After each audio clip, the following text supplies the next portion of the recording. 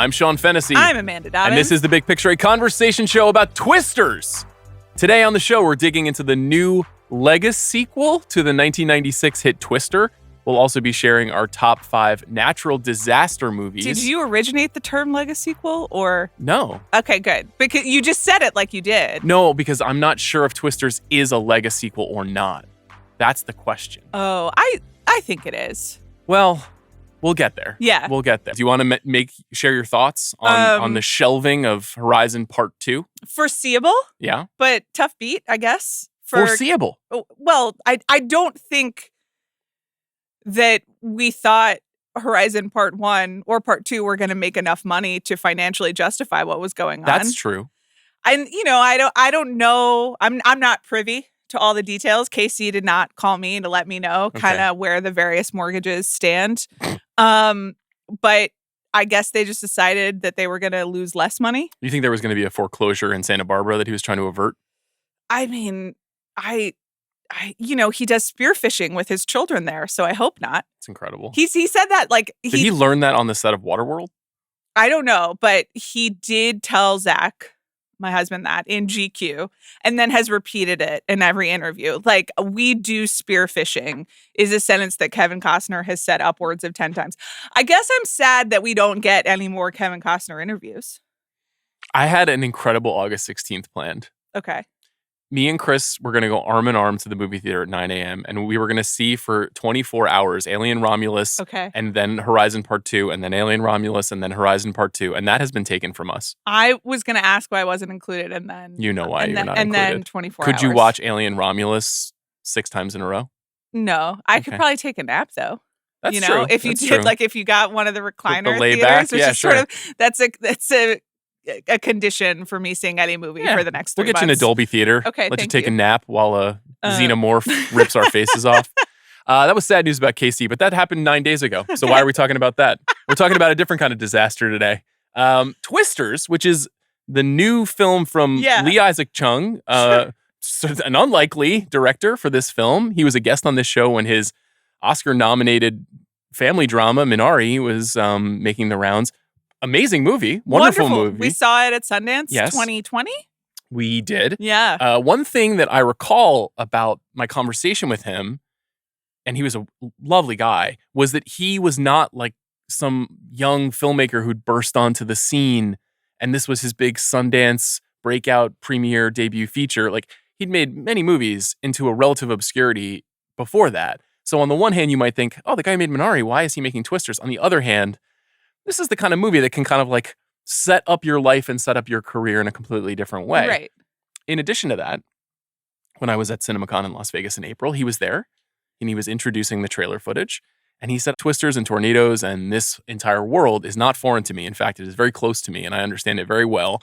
And so I felt very connected to telling this story and also loving Steven Spielberg movies and Amblin being a part of the history. So it might seem weird on the surface that he's the director behind this movie, which is a really traditional 1990s style blockbuster. But I thought he did a great job with it. What did you think of Twisters? It's the movie of the summer for me. I think so too. Yeah, I did. With full disclosure, haven't seen Trap yet. Okay. Even 9 Days in the Future, I don't think I've seen Trap. Mm-hmm. Josh Hartnett, holler at me. You also have not seen Deadpool and Wolverine. That's true. I've RSVP'd.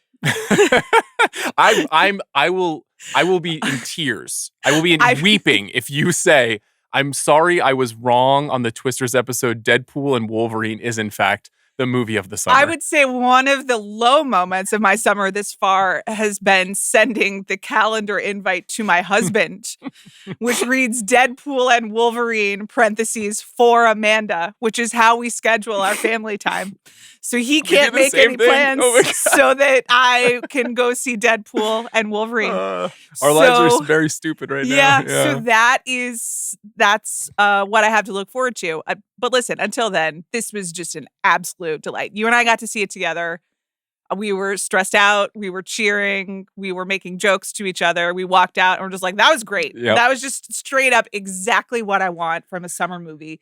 They nailed it. It's an incredible relief in many ways because it's been an up and down summer. It's also, I think, a really interesting test of virtually an entire generation of young actors. Yeah. Because, of course, our beloved Glen Powell is the star of this movie, as is Daisy Edgar-Jones, an actress who I really love. I think you're a fan of hers as well, right? I am, and I'm really pleased to say that we've sprung back entirely from crawdads. Yes.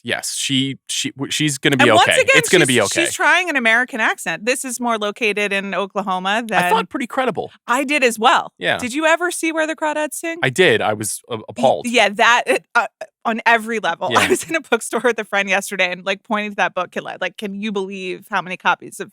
Anyway, the South Carolina, North Carolina accent didn't really land for her, but Oklahoma she's got down. And I thought she was great in this. I do need to check in with Tyler Parker on this, the Ringer's Tyler Sure, Parker, yeah. on the, just to verify that the Oklahoma-ness of this movie feels right. I think that is something that worked very well in the original Twister movie. We should talk a little bit about the original Twister too before we get too deep into Twisters.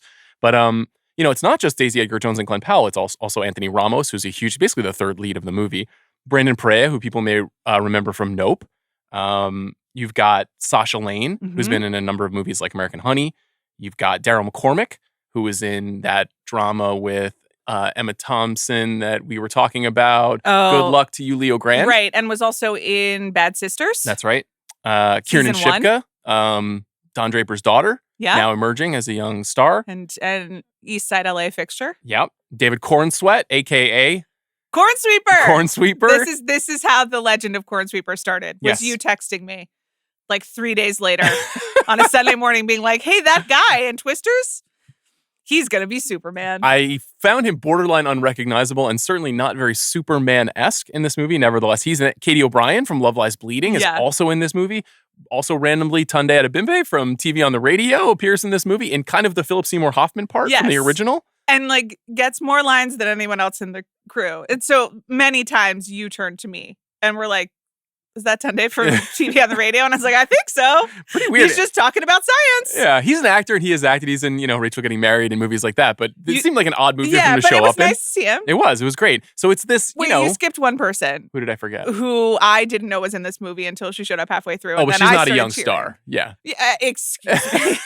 I didn't say she was an old star. Excuse me.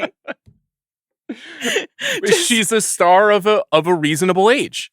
Maura Tierney shows up in the maternal role, homesteader role halfway through, and I really did like start my own applause. You did. You were very happy to see her. Like when an Easter egg happens in a Marvel movie. But for me, it's Maura Tierney. She was, and I think a very credible mom to Daisy Edgar-Jones. So the original Twister is going through.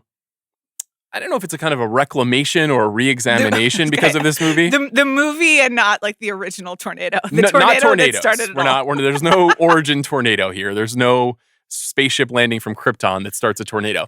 The movie Twister from 1986, directed by Jan de Bont. Recently on the rewatchables, I can see across Letterboxd, everybody's rewatching Twister. It's on Max right now. That's a movie that was dropped right into the middle of our adolescence. I was turning 14 when that movie came out. I think you were turning 12. Like, it was a very, very, very big deal. It was probably the first post-Jurassic Park movie where our ability to render something digitally was like really touted as part of the marketing of the movie. And it's one of the reasons why the movie was made. I gotta be honest. Yeah. I was not a big fan of Twister when it came out. I didn't really think it was very good. And it's nothing against any of the actors. I think it's got a great cast. And it's pretty fun. I just revisited it this week. But I thought it was a little bit of a letdown at the time. Okay. Even though it was a big hit. Did you have did you see it in theaters? Do you remember seeing it back then? I remember seeing it in theaters. I remember the cow swirling. That stayed with me. Indelible imagery, yeah. But I think I was in my Entertainment Weekly phase at that point. But as you said, like I was turning 12. So I wasn't fully into the, let me make like critical judgments about this hasn't lived up to like the effects of Steven Spielberg. Do you know what I'm saying? I was just kind of like, wow, look at that cow. I just think when you say Jurassic Park, you're raising the bar very high. But again, like I was 11 turning to, it's like you only, I wasn't there yet. It was also sold as the guy who made Speed's next movie. Right. Which was also, a very critical summer blockbuster for me at that time. And so I really was anticipating it. And, going back to it, it's pretty good. I actually think Twisters is better. Like maybe even much better. I do as well. I do as well. But Twister is also, and when we do our like top 5 natural disaster movies, we decided that Twister was off the list. Off the list, yeah. Because it is sort of like the holy like mother of all of these. It definitely kicks films. off the huge wave in the 1990s all the way into the early to mid 2000s. There's like a 10-year period, just like in the 70s, there was a 10-year period where there were tons of natural disaster movies. The 90s had the same thing. And Twister, I think, was the first one. Yeah. I think that was the one that it became clear it was box office. It was like the big deal. Yeah. You know, and then it also, Bill Paxton, Helen Hunt, who I think I probably went to the theater being like, wow, it's the Mad About You lady. Were you a Mad About You fan? Yeah, I was, because like I was finally allowed to watch all the NBC shows on Thursday night. What was the general premise of Mad About You? How would you describe it? I didn't Google this. So Helen Hunt and Paul Reiser were a early 30s something couple. Then they lived in New York. And I guess they were opposites attract type people. Were they? Kinda. I mean, they had like light marital disagreements. That was the whole show. But then that's it worked why I'm out. asking you, you know? Yeah. It's not even like Cheers where you're like, oh, they all went to one place, or Seinfeld where it was like, oh, they kind of convene in this series of places, this quartet of friends. It's just like two married people hanging out. Yeah. That was the whole show. Can I tell you that was the 90s. Very short Paul Reiser anecdote? Sure. I went into a bookstore yesterday. I saw a friend from college who was in town. And I picked out a novel that I've been wanting to read, Caledonian Road by Andrew O'Hagan. And the bookseller told me, oh, we carry that because of Paul Reiser. And he was like, he's a big friend of the store. And I was like, oh, okay. Well, thanks, Paul Reiser. Is that because he requested it? I don't know. Maybe he was just like, this is really great and you guys should stock it. Interesting. It's Would you like to get to that place in your life? Absolutely. That's an interesting level of fame. Just where you can force local retailers to carry products because you insist upon them. Yeah. That's good. I like that. So happy for him. And where's Helen Hunt these days? Still performing. She's been in some movies. She was in a couple of Sundance films, was recognized for her work in the late 2010s.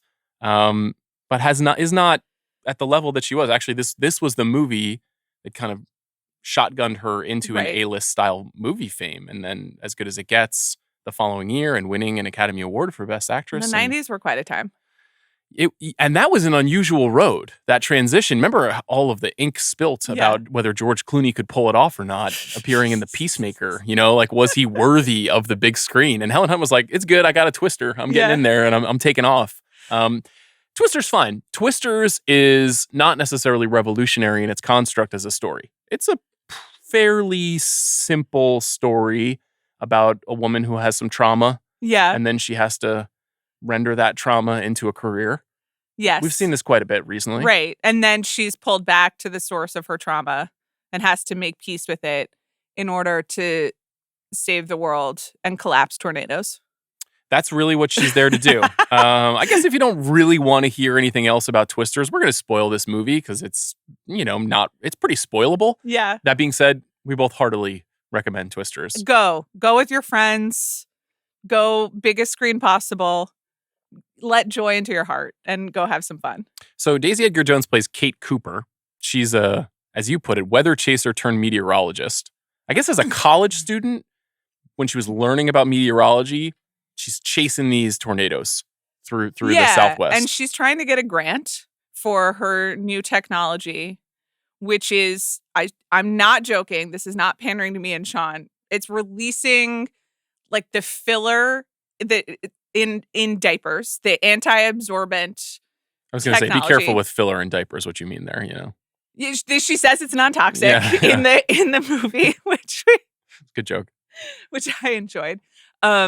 Anyway, the stuff that they use to absorb some of the liquid in diapers, which I have to say, after like 2.5 years of exposure, really marvelous technology. Thanks to all of those people. I agree. Yeah, I feel like diapers like 20 years ago made the leap where they're like, they're more or less foolproof. I mean, I can't really attest to that. Okay. I don't remember the old stuff, but I remember some conversations with my parents about how we have come a long way. Nevertheless, I'm still really hoping for a Pampers sponsorship for this podcast, by the way, if anyone's listening. The road is long. I'm brand loyal. Well, just keep having babies, I'm sure it'll work out eventually. But So she's going to take the stuff, whatever that is, and just inject it into the tornado, and then it will absorb all the moisture and collapse the tornado. Cool theory. It's genius. So we see in this It's opening... back to basics in many ways. And Dorothy is featured prominently from the original film in that first sequence, right? Yes. They're using Dorothy. I don't know whether they're like attaching the little capsules to the Dorothy things, or they're measuring Dorothy, and then when they have it, they're using Dorothy to measure. When they have it just right, they're sending up the gust. Right. There's no way in the original film to really measure the size, scope, magnitude of the twister without being from the inside. And so the Dorothy is kind of created by Bill Paxton and his crew to measure it, and they attempt to drive to the vortex of the tornado, send it up into it, and then we can get a reading on it. And this movie kind of like, the reason I ask, is this a Lega sequel, is that's really the only thing in the movie Well, okay, but so... that feels connected to the original. Am I right? No, well, the basic story structure is also the same. Mm-hmm. Once you get past this traumatic event that opens... Just that a young woman encounters a twister at a crucial stage of their evolution as a person. There are a couple scientists who are rivals. That's true. Turned maybe more. Mm-hmm. There is a corporate interest that they are also competing against in the development of new and improved tornado technology, because somehow we still can't measure tornadoes. There's a great Amanda Science Corner coming later in this episode. I have to assume.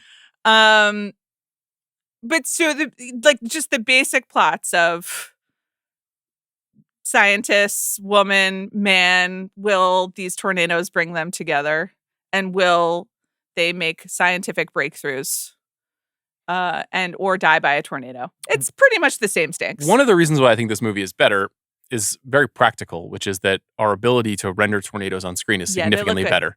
And the opening sequence of this movie that we're describing, where the Kate character is on this kind of tornado chase with a group of college students who are like-minded, who are all kind of part of this like chase culture that they're building.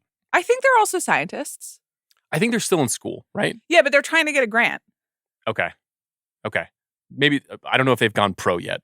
They seem like amateurs to me, especially based on what happens to them. Yeah. Which is that, as I noted to you instantaneously in the movie theater, as these characters were introduced, despite the fact that many of them are young, promising actors in Hollywood, I was like, those people are all going to die. And the only person who's going to survive is Daisy Edgar-Jones. I literally said to you, that's Kiernan Shipka. But you were right. Yeah. And so her cohort, Javi, Anthony Ramos' character, survives, and she survives. But everybody else in this opening sequence, in a very harrowing sequence, and Daryl McCormick's death in particular, was traumatic. Really upsetting. You can imagine that Kate carries this with her for a long, long time. That's her boyfriend in the film. And then we have a hard cut. And then, I don't know if I said out loud to you, whatever it was, 10 years later or 7 years later, 5 years later. I remember how many years later it was. Kate is in New York. Right. Working as a professional meteorologist. And the movie does the thing. They didn't specify her job title. So she seems to be working for like some version of NOAA or the National Weather Tracking. I think the latter is what it is supposed to be. Okay. I love this tight little sequence at the beginning of the movie. I don't know why. I don't remember like everything so well. We saw this movie a couple of weeks ago. But the one where there's like an anxious guy who's trying to show how good he is at his job at the desk. Right. And his supervisor is standing over his desk and asking him his take on something, some sort of weather event that is happening. And then in the background, we can see Kate's character, and she's very calmly sitting there, and the supervisor is not interested at all in what the guy has to say. Right. And he's like, Kate, what's your take on this? And she very clearly, quickly, and scientifically sums up exactly what's happening. She's like looking into another realm, like her eyes aren't at the screen. She's like seeing the weather. Yeah. Like she's like the Jean Grey of all of us, and she's or maybe Storm is more appropriate. They're X-Men. Okay, X-women. Yeah, Jean Grey becomes the Dark Phoenix. Yeah. Yes, very good. And that was bad. Wasn't ideal. Yeah. It wasn't exactly what you wanted. You were unhappy. If you were Jean Grey. I remember. Yeah. The movie was bad. I thought you meant the turning into Dark Phoenix, which was also bad. You don't want to turn into a Dark Phoenix. You don't want to turn into a Dark Phoenix? Definitely. Well, you can have immense power, but there's some real consequences. But then don't you rise from the ashes every time? You do, but we don't want to see you rising from the ashes, because you come with a great vengeance. Okay. This has been your X-Men recap. Yes, she has a kind of preternatural skill, a sensory power, Yeah. where she can pick up on weather stuff, Yeah, she's like the weather whisperer. which I just think is cool. Yeah. I just think it's cool Seems when people great. have gifts like that. That's like me when I see a movie trailer and I'm like, I know that's going to be good. I know it's going to work. Or we might have a problem here. And I'm sorry to say it's not going to work. And so that sets her up really clearly. And shortly after that, she, reconnects with Javi. Mhm. And Javi's still working in Oklahoma. No, he's still working in Oklahoma, but now he has a new startup. Yes. And he has new technology where it's like basically like 3D military imaging. And for some reason, they still have to get very close to tornadoes on three. Like they have to do a triangulate. Yeah.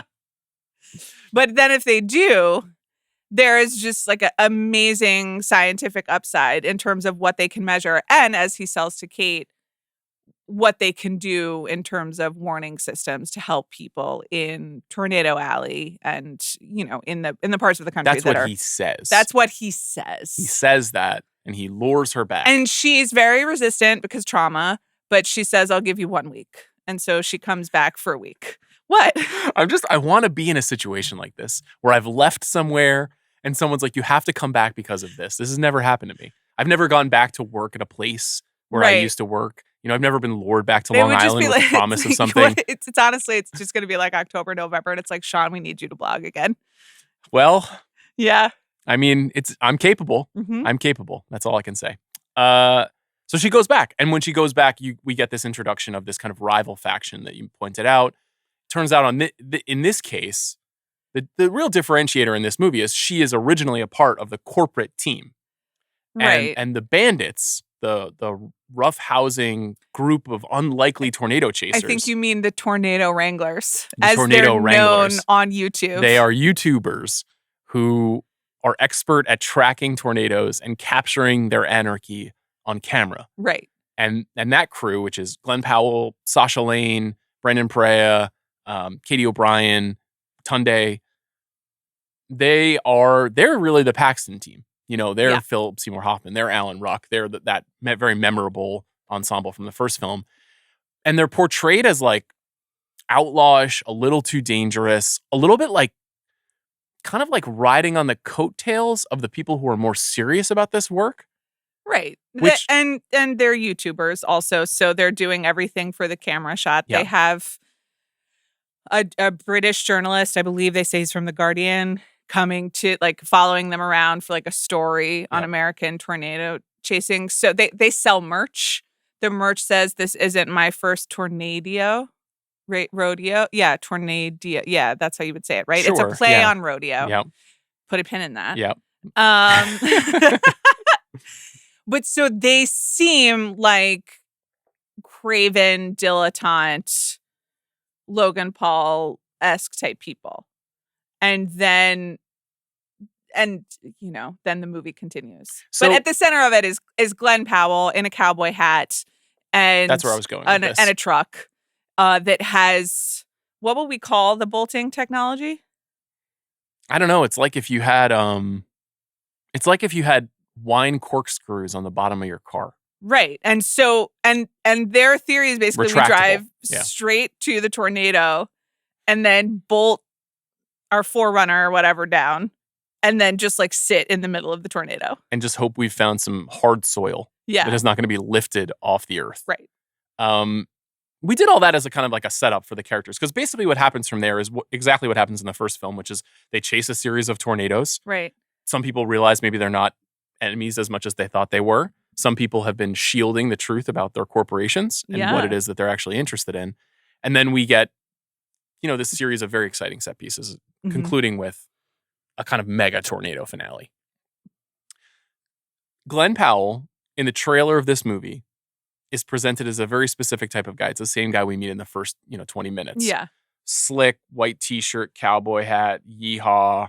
Right. Logan Paulish, I think, is very accurate. And then, of course, we learn this is a man with some dimension. Right. And we learn that in just one of like the great moments in recent cinema history, which is two movie stars in a basement spouting like fake science jargon to each other and like falling in love. Yeah.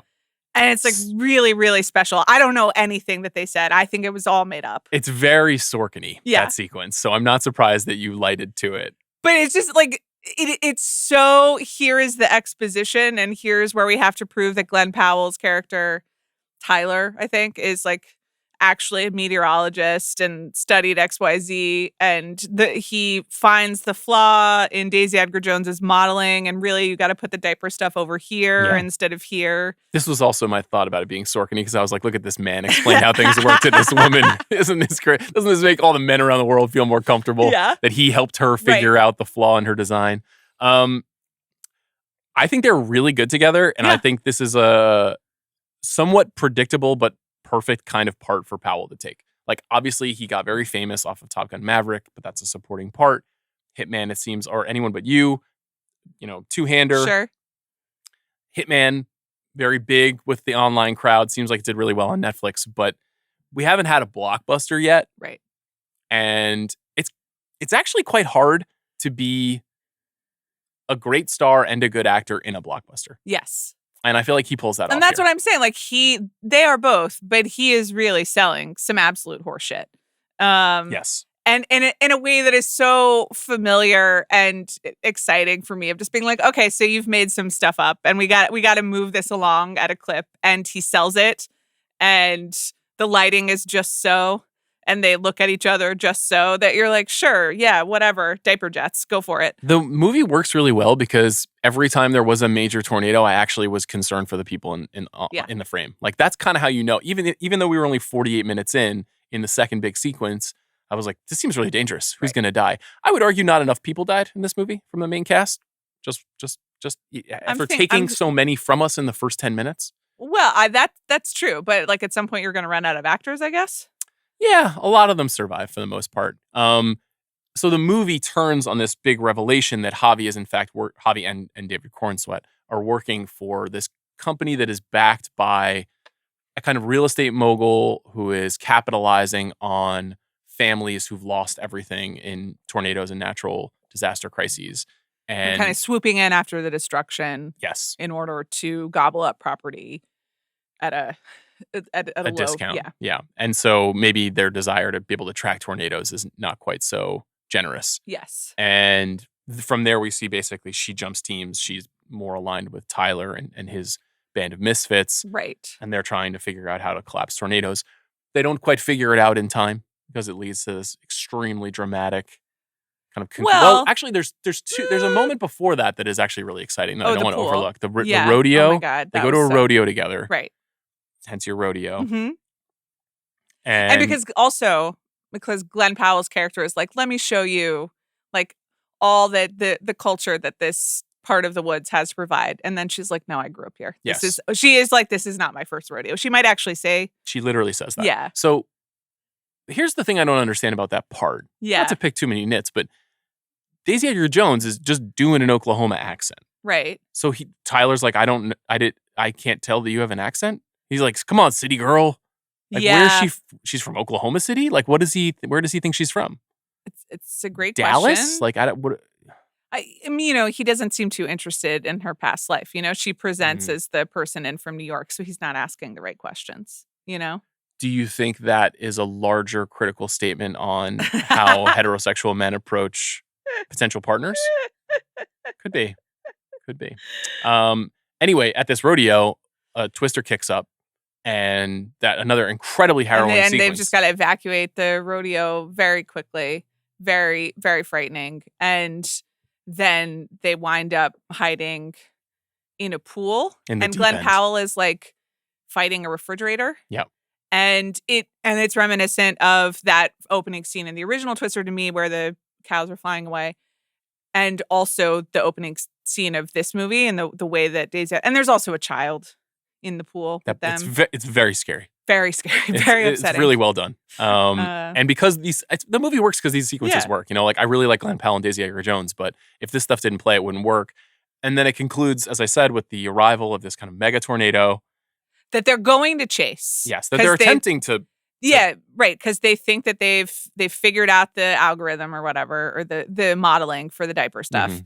And so... They figured out the algorithm to make this movie for us. That's how they did it, yeah. And so they're on their way, Glen Powell and Daisy Edgar-Jones. And then they decide that like Daisy Edgar-Jones has a moment of conscience, and then Glen Powell does too. And like what they need to do is go back to the town because they need warning, and if the tornado is going to absolutely devastate and kill a lot of people unless they get there first. So instead of they put people before science, and that leads us to everyone having to take shelter in a movie theater and people screaming, "We need to get everyone into the movie theater in this movie." About it was just so funny, and at some point. There's no way that this is realistic or like how to survive a tornado in a movie theater. But at some point, the screen of the movie theater and the wall with the screen is ripped out. And so the tornado is just like in frame where you would be watching the movie, and the people are all hiding in the audience. And I thought that was magical. So I thought of this again when I was listening to the Rewatchables episode about Twister, because Bill in that episode is positing a theory that the original Twister was kind of a sign of what was to come at the movies, that it actually feels more like a superhero movie in a way because of like the definition of the evil force. And Chris and Van didn't really agree with that. But I liked that he was trying to figure out like what a big noisy event movie like this could mean for Hollywood. Right. And this movie actually locates it, which is that it's a monster movie. Yeah. Like this is our contemporary monster movie because are they watching Frankenstein, or are they watching, I can't recall, or is it Dracula? It's an old style movie theater in Oklahoma with an old marquee, and they're watching a 1930s Universal horror movie. And that's what these movies are. Yeah. They're movies where you've got people who probably are in love or at least are working together. And 3 to 4 times in the movie, they encounter a monster. And they're trying to figure out how to kill the monster. They're trying to figure out how to evade the monster. And that's exactly how this movie is structured. Steven Spielberg is obsessed with movies like that. All of his movies are also framed like that. That all like, his War of the Worlds and Minority Report style movies. This being the Amblin movie that it is, it feels like very much in conversation with all those movies. The movie theater thing at this moment of struggle, crisis for the movie theater is just wonderful. It's a great bit. And that scene is also very effectively staged and pretty scary. And then Daisy Edgar-Jones' character, obviously, she being the lead of the film. Right. She grabs the truck with the posts, whatever they're called, that screw into the ground and drives into that tornado, screws in and releases the diaper stuff. And it works. She collapses a tornado. Yeah. Now, this brings us to Amanda's Science Corner. Well, yeah, which is going to be in 2 parts. Okay. And this applies both to, I guess, the original Twister, but certainly this one and our fantastic military grade, quote unquote, technology, which is just like, we've put people on the moon. Like, why can't we measure a tornado from farther away? Do you know what I mean? Like, it feels like we're not trying. Mm-hmm. It feels sort of like the science has been there, which, is true of a lot of things, including like most issues in women's health. It's just like we haven't studied it. Mm-hmm. But I do wonder whether maybe someone should think about just figuring out a way to not have to be inside a tornado to measure or collapse it. What are you doing to further this cause? I'm asking the questions. It's so helpful. Okay. And then in this analogy, you're kind of like JFK, where you're like, we got to get to the moon first. You're basically our JFK. By the end of this decade, we will be able to measure the tornado from a safe house. I don't care how you get there. I don't care if it's real or not. We just got to know the answer. Yeah, exactly. So then part 2 has to do with the collapsing the tornado technology. And again, I want to say thank you once again to the makers of diaper stuff for all that you've contributed. But I am a little bit like, were you worried about getting sued potentially by them? No. I'm just like, that's good technology, right? That is people really solving problems and making our world a better place. I'll answer this question before you even ask it, which is that what you're describing is a consumer product, which is something we like to make in this country, right, or elsewhere, and then have it imported into this country, right? But what you're describing, what's the financial upside there of collapsing a tornado? Yeah. Well, I just want to adjust the plan. Daisy Edgar-Jones' plan. Again, I'm concerned about how close people are getting to tornadoes. Mm-hmm. And I'm just wondering why we can't like shoot a missile into the tornado, and drones are featured quite heavily. Thank you, Sasha Lane, in this movie. Like, let's use a drone for good. Just drone some stuff right in there. So drones are not going to work. Why? Because as soon as a drone gets close, it's going to get destroyed. Well, but then won't it just like explode with all the stuff? Potentially, but I think it will be at a distance. Couldn't you load the drone with the missile, which is also a technology I know a ton about? This is now like Amanda's military corner. Yeah. Careful here with what you come up with, because someone might remember. I'm just trying to we do have collapse tornadoes with no civilian casualties. Yeah. Yeah, you should ask Obama about this. Yeah. I mean, there absolutely. we go. This is what I'm saying. It's like I think everything probably could be done at a greater distance if we really put our greatest minds on it. But we're not putting our greatest minds on. What are they working on?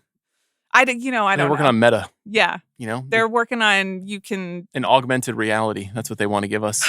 What about the reality at Remember home? at the live show when Chris was like, what if I would just watch a Gladiator AI movie every day? That was a tough beat for CR. I don't know where that came from. I think these are good questions. Okay, thanks. I think you should probably spend as much time as you can when you're on leave getting these projects going. Okay. Just funding them, attending all the meetings, keeping track of how the technology is developing. I think that would be a really good just hobby for you. But it's a fair question, which is like all weather events. We're still very much at the mercy of Mother Nature. We are very much, and I understand that's like, it's some of that we need to learn about our own humanity. We've gone too far. We need to respect the earth. I'm like with all that. Okay. But I also, you just yada human responsibility. No, I mean, that's really important. Yeah. But I am also like, I do think that we should spend less time on AI and more time on studying these problems and also anything having to do with women's health. I see. That's just what I'm putting out. We just don't know enough. How do you feel about woke Hollywood insisting it's climate change that is making these things happen? I mean, it probably is. Of course it is. So I'm like, and I wouldn't say that they weren't like insisting it. They just were like, yeah, there have been a lot more tornadoes. And then they showed the devastation of the tornadoes and what it means to a community. I thought like effectively without preaching. And then it turns out that all the merch goes to benefit, the YouTube merch benefits disaster relief locally, which is just like one more win for YouTubers. You have a problem with YouTubers as you speak into YouTube? I didn't choose to be a YouTuber. Well, we all did in a way. How many tornado-ravaged communities in Oklahoma have you gentrified?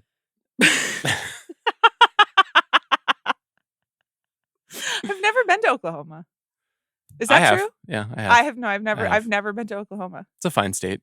I really like Tyler Parker. So as do I. Bill Hader, one of my guys. Yeah, from Oklahoma. Many great Oklahomans. Natural disaster movies in general, are tricky. I sat down with my wife this morning. We woke up at 6:30 in the morning. We were sitting. Our daughter was still sleeping. We had a nice cup of coffee together. We were just talking about natural disaster movies. I was like, "We're gonna do this on the pod. What are your favorites?" And she was like, "Oh, great question, great topic. Gee, let me think." She's like, "I'm not a huge Armageddon fan." And then she sat there for 2 minutes.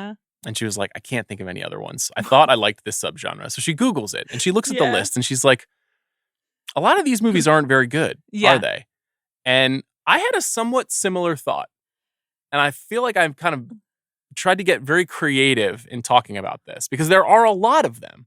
Right, but they aren't very good. I have some actually not good movies on my list. Yeah, I Well, I have one not good movie and one movie that I will defend to the death. I think your list is good and very reasonable. But it's funny. I also had this conversation with Zach before I left. I was like, "Hey, what's your favorite disaster movie?" And then he sat there for a while and he was like, "I don't know." And I was like, "Great combo. I have to go to work." So you guys are a bang up team. I did have fun thinking about this, though. I revisited a couple of things, or just like bits and pieces of a couple of things, too, to be reminded of things. As I mentioned, I feel like there is a pretty distinct, like, the early 70s and the mid to late 90s through the early 2000s are the two hallmark generations for these kinds of movies. They're not a ton from, like, 1950 or 1930. You need some stronger technology to render them. Exactly. You want to go first, or you want me to go first? Would Twisters make your? Because we I think Twisters would Twisters would make my list. Twisters would make my list as well. And we did disqualify Twister because it sort of is the impetus for everything that came after, including this podcast. And I was also thinking about how The Wizard of Oz could be on this list. Aha. But I didn't do it. I told you. That would have been a really good idea. Yeah, thank you I would so have much. accepted that. We showed Knox the first 15 minutes of Wizard of Oz, and then it was bedtime. So then last night, I was like, should we watch The Wizard of Oz again? And he was absolutely petrified and was like, no Wizard of Oz, no Wizard of Oz. Because too scary. Yeah, well, we turned it off during the tornado. Yeah, so yeah, it was on my mind. Wow. Maybe he'll grow up to be a meteorologist. Maybe that's his traumatizing event. If he grows up even more Twisters, I the think film I would that'll want happen him 20 years to from grow now. up to be the YouTuber meteorologist, you know? What do you think the name of the next Twisters movie should be? Because we've had Twisters. Mm-hmm. I mean, these Twisters are fucking now. Where do we go next? I'm trying to figure out how to put the 3 in Twisters, you know, like in the logo. Twisters. That's what it is. But it's spelled like TW3ST. Yeah. I like yeah. that. Okay. I like Thank that. you so much. I realized why you picked your number 5. Oh, why? Because you say the name of the Sure, my movie. number 5 is Dante's Peak. It's because it stars Pierce Pierce Brosnan. Brosnan and Linda Hamilton. That's right. That's right. No, this is not a great movie. But I did also find myself thinking about this in terms of the natural disaster events that could happen. Mm-hmm. And this is the quote unquote best volcano that I could come up with. But it does have some very vivid moments, including people just like boiling to death in a hot spring, you know? Yeah. And in general, I think lava coming out of a volcano sounds pretty scary. I don't want to make light of this because it's very serious. I watched that documentary, The Volcano Rescue from Wakari, that was on Netflix a couple of years ago. Okay. Horrifying. Yes. Like, volcanoes are not a game. Like, No. it is, I will never visit one. This movie actually traumatized me. These people, their lives have been destroyed by this experience. And that's also the problem, is that many of the most beautiful places on Earth are near volcanoes or are like the hardened lava. Like, you know, Hawaii is basically like, listen, this is from Wikipedia a long time ago, so this isn't Amanda Skyer Science Corner. Don't play it. Yeah, thanks for bringing this expertise to the show today. You know, but it's like it's bubbling up, and that's how Hawaii formed. Yeah, absolutely. Definitely. You got that right. Dante's Peak, I definitely saw in a movie theater and thought that kind of sucked. No, it's not good. I rewatched some of it, and it's like not that good, but memorably, you know, had a showdown with the film Volcano. Yes. Starring Tommy Lee Jones. Another movie that I seem to recall thinking kind of sucked. I don't think that either are very good, but Dante's Peak is more memorable. So Mick Jackson directed Volcano. Mm-hmm. Mick Jackson also directed The Bodyguard. Not good movie. L.A. Story, starring Steve Martin. Oh, wow. Not a bad movie. Not a bad movie. Dante's Peak comes to us from Roger Donaldson. He directed a great movie called No Way Out. All-timer. He also directed 13 Days with Kevin Costner. It's a pretty solid movie. If you get asked back to Kevin Costner land, I think that speaks highly of your diplomatic skills at the very least. He also made 2 critical movies to my adolescence. The first one is called Cocktail. Sure. Starring Tom Cruise. Absolutely. The next one is called Species, starring Natasha Henstridge. Okay. Playing an alien. I don't think I need to know anymore. What's your number 5? My number 5 is The Poseidon Adventure. This is my acknowledgement of the 1970s. I think it's the best of the 70s movies. When I said The Poseidon Adventure to my wife this morning, she was like, that's not a natural disaster movie. Lo and behold, it is. The capsizing of the cruise liner in the film is started by an under-the-sea earthquake that then leads to a tsunami. So it does fit the bill. I don't have any tsunamis on my list because that is one of my great fears. It's very scary. I don't want to watch my greatest fears realized on film. This movie was based on a novel, and when we think of these movies, when we think of like Airport and Earthquake and The Swarm and Towering Inferno, all the Irwin Allen movies from the 70s, we think of them now as like kind of junky. They were of their time, like what the Valentine's Day style movie is, where like a lot of famous people who are like maybe just an inch past their prime are showing up to like play, these like omnibus parts in a movie. I mean, no disrespect to, I don't know. Jennifer Garner.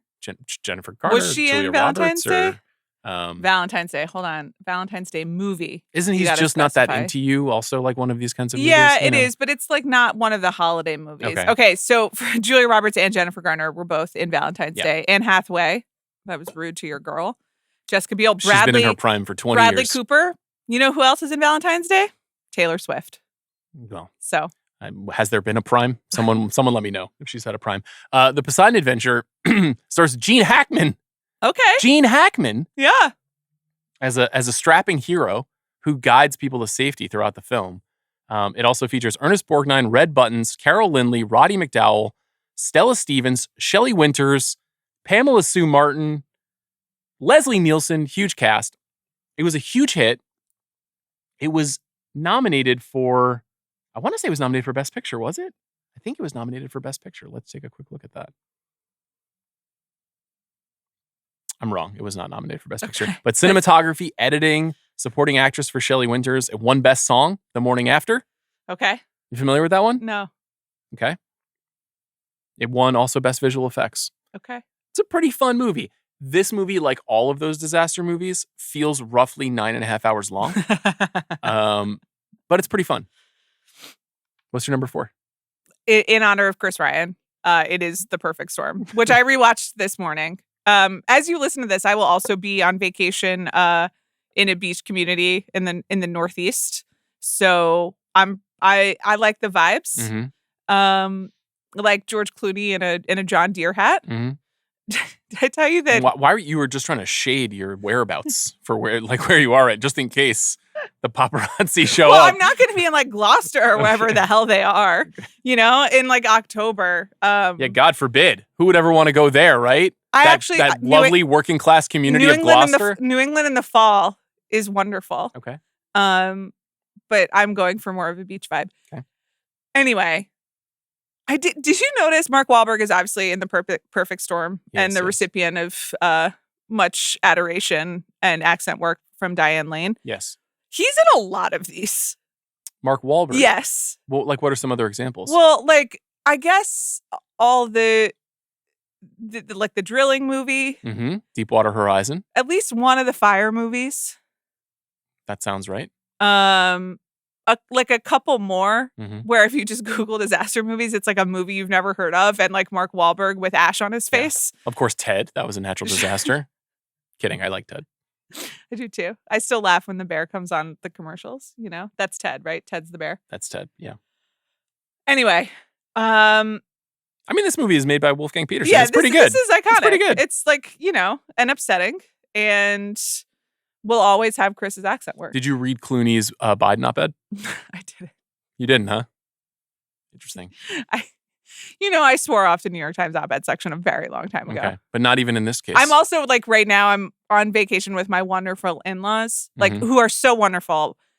And like they know that I have explained, they understand now how the New York Times op-ed section work. Mm-hmm. And they started the conversation. They were like, well, Amanda, like it was an op-ed. I know we're supposed to be careful in the op-ed mm-hmm. section, but, and then they just. But how does it work? What do you mean? I don't understand. Okay. My number 4 is a movie that I'm trying to figure out if it actually is a natural disaster movie. And I think it is, but I want to get your ruling on it. It's called Only the Brave. Right. It's the Joseph Kosinski movie from 2017 starring Miles Teller and Josh Brolin and a number of other very manly men who play hotshots who go into really dangerous fire zones and attempt to put out fires. Now, obviously the fires in the film are a natural disaster. This movie is something I revisited for Top Gun Maverick and was blown away by. I was like, this is one of the like saddest classic masculine American dramas I can remember that really don't make movies like this anymore. Right. Great performances, beautiful movie. But my wife had an interesting thought, which is if you put yourself in the line of the natural disaster purposefully, does that eliminate its eligibility? No, I don't think so. Okay. So then I have a follow-up question. Yeah. Because what spurred that thought Does for her, the Taylor Sheridan Angelina Jolie movie qualify? Because I thought about it. that movie is not better than Only the Brave. should Titanic be eligible? I also thought about it. And I've basically just like put Titanic on too many lists. Okay. And it is like, but here's the thing. It's the glacier's fault. But as Bo and Yang asked, like, is it? You know?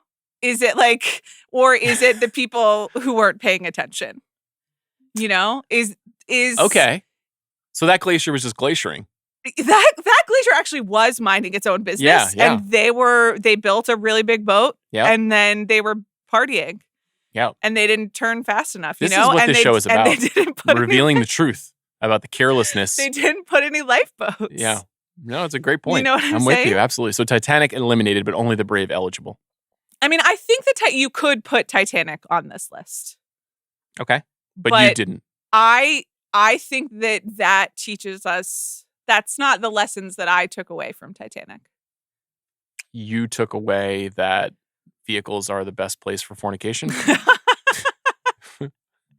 I gotta say, I strongly disagree that Titanic would qualify. There's no disaster. The glacier is just there all the time. Like nothing changed. They just ran into it.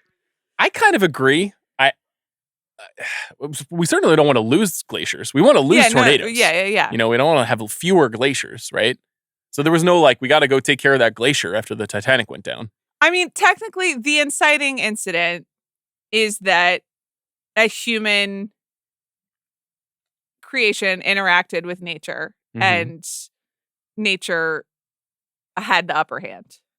But I would agree that the human is way more responsible for everything going on. Right. And nature didn't do anything out of its common practice either. You know, It wasn't like a hurricane threw them off course. You know, tornadoes are just tornadoing. True. That is true. You know, someone's got to defend the tornadoes. Do tornadoes have a soul? I say no. So yeah, number 4 for me is Only the Brave, which is a very beautiful, very sad movie based on a true story that I highly recommend. Right. My number 3 is Force Majeure. I thought this was a brilliant choice. Yeah, which is by the way, the Ruben Östlund original and not the American remake, with all respect to Julia Louis-Dreyfus, one of my favorite people. But Force Majeure is just like way meaner. And that's what I like about it. Much more effective. This is an avalanche happens at a ski resort, and then what happens afterwards. But it's not a fight for survival. I guess it's a fight for family survival of sorts. A fight for masculinity in the modern time. That's what it is, really. Can one man not be the worst person of all time? It's a great movie. It's really, really, really good. Really smart, really brilliantly written and acted. My number 3 is related to your number 2. Should I hold it so we can have this conversation in league? Or maybe I should just say it and then you can say your number 2 so we roll along. So my number 3 was released the same year as your number 2. Sure. My number 3 is Deep Impact. That's your choice. Now, I'll explain my choice. You're like betraying your ideals here. Well, one, you had already taken Armageddon by the time I got the document open, so I couldn't take that. But I'll tell you a little story. Now, Deep Impact, I believe, was released before Armageddon in this summer showdown. I think Deep Impact was the May movie and Armageddon was the July movie. Deep Impact, directed by Mimi Leder, the more emotional, more dramatic, asteroid end of the world movie. Right. I didn't see it in theaters.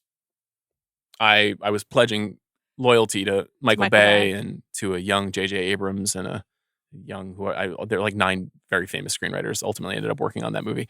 And I also love Bruce Willis. The plot love of Ben which Affleck. is like we need to drill a hole in the asteroid. It's one of the stupidest movies ever made. But you can talk about it. I mean, I love it dearly. But Deep Impact, I honestly don't even know if I rented it from Blockbuster. I don't even know if I watched it on cable.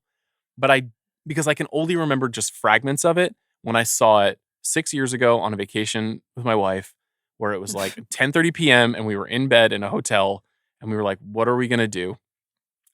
We're like, we need to go to sleep. And I was like, let's just put on something that will just like put us to sleep. But it is familiar. So on the cable box in the hotel, we found like older movies and picked Deep Impact. I have so many thoughts about your sleep habits for another time. We both stayed up for the entirety of the movie. Yeah. And we were in tears. Wow. And we were like, this is a moving portrait of a nation in crisis. And I can't believe how good this is. Okay. Now, had I had 6 mojitos that day, it's in play. Like, I don't remember, but I do know that I thought it was great. Yeah. And I felt like maybe something inside me shifted from a Michael Bay boy to a Deep Impact man. Let me counter that by saying that I was 14 years old when I saw Ben Affleck sing Leaving on a Jet Plane to Liv Tyler for the first time. And then I watched Bruce Willis close the tube and hold his hand up or whatever he does. And I don't think I've ever cried more in a movie before or after. So I guess both movies found us at the right time. This is... It is so stupid.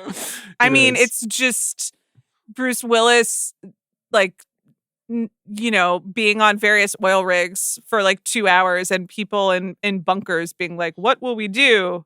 And then they train to blow up an asteroid. Again, it is like the kind of practical thinking I like. Well, as famously noted in the film's commentary by Ben Affleck, why wouldn't they just train astronauts who are some of the smartest people on Earth to learn how to drill rather than oil rig workers to learn how to be astronauts? Listen, as you know, I stand with Ben Affleck and all his great points. In general, I'm like, I think they,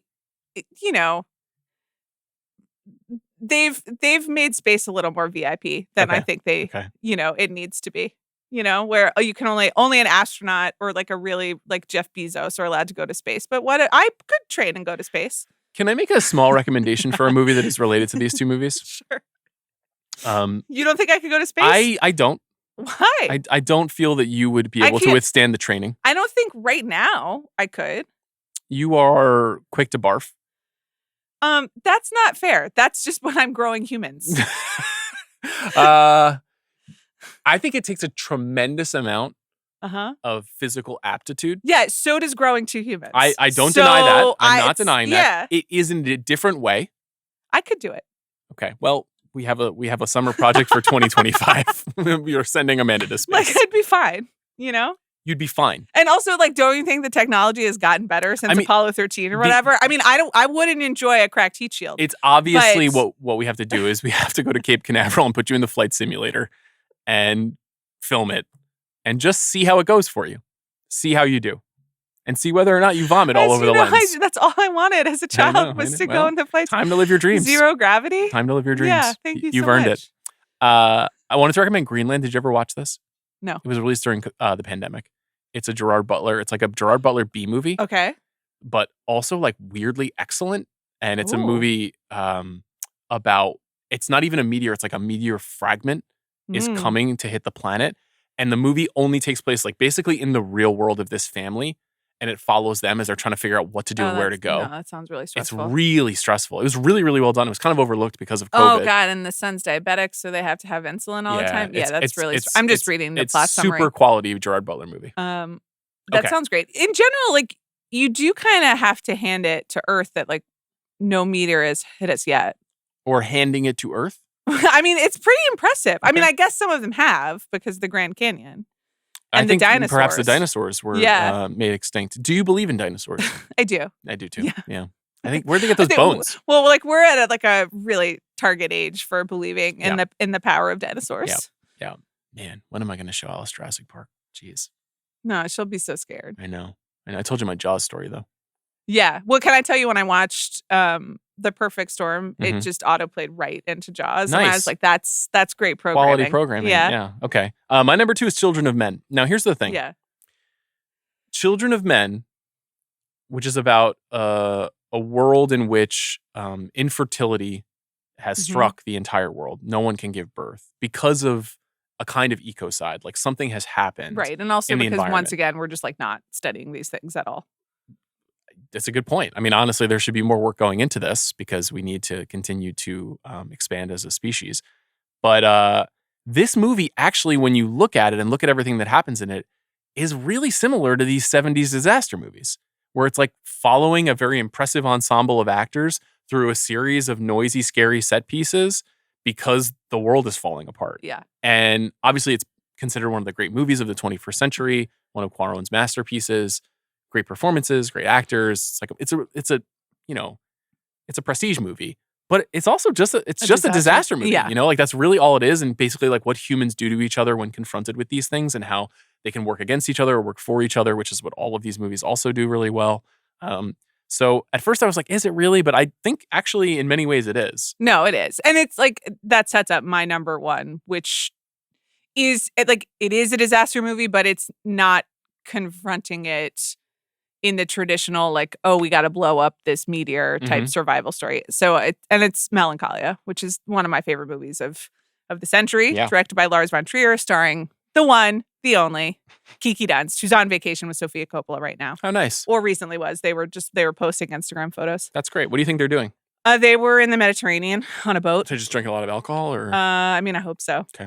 They have kids. Well, maybe their kids are different ages though. Interesting. You think they left them at home? Well, I don't know. Do you see Romy Mars is now going to be on an FX show? Good for her. How'd you get that job? I think she would be the first to tell you. Has she acted? Well, apparently she's a Megalopolis. Oh, right, of course. And I learned about it from her grandfather's Instagram. So still the number one Instagram out. I'm pro. That family is wildly talented. Anyway, Melancholia is different than Armageddon because it's a planet and not a meteor that's coming. Mm-hmm. And also just because of the nature of the film and what it is exploring in terms of human reaction, they're not really trying to do anything about it. No, well, I love that about it. Yeah, no, I mean that is the confronting point the acceptance of the movie. Yeah. But so I think that it counts. But it's the first thing that popped into my mind. It's a brilliant movie. Yeah. Great pick. My number one is The Birds. Yeah, this is a great pick. Thanks. Alfred Hitchcock's 60s masterpiece. So I think that part of obviously what's so effective about the movie is the way that what it would be like if birds just suddenly turned on humanity and started attacking humanity is terrifying. And it's staged so incredibly well by Alfred Hitchcock. And so, but like what's great about it is it's just so confusing. Like there's no explanation really. Yeah. We don't really understand what's going on.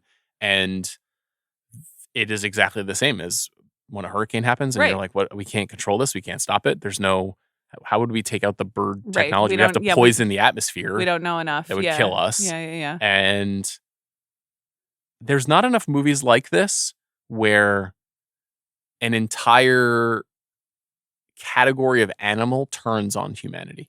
Like you get the occasional, like, I got to fight this shark or I got to fight this lion in the jungle kind of movie. Yeah. But what if like all the lions were fuck humans? It's like, it's so terrifying that you can't even think about it. I mean, it's just a great idea. It's a great idea for a movie. You know, what if all the rhinoceroses were like, it's curtains for men and women? There are, unfortunately, we've killed most of them. But good point. Good point. But what if that's it? But what if it's a revenge tale? I mean, that's a good idea for a movie. You've tried to wipe out my species. But I'm just actually afraid. Did Eileen tell you about? I was like looking for Airbnb like vacation spots, and there is this lovely community that I won't name.